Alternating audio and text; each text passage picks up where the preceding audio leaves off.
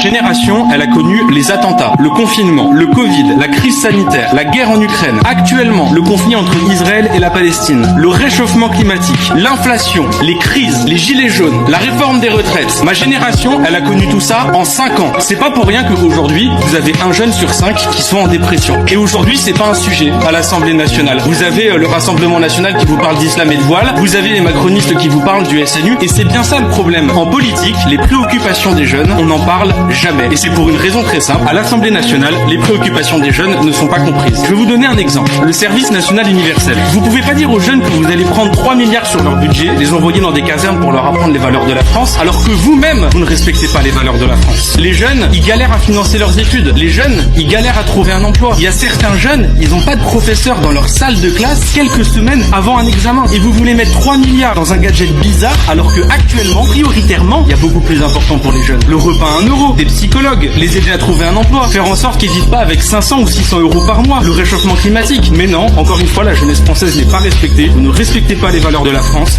Vous mettez tout cet argent dans un SNU qui nous coûte cher et vous ne comprenez pas que ce soit ressenti comme une injustice par la jeunesse.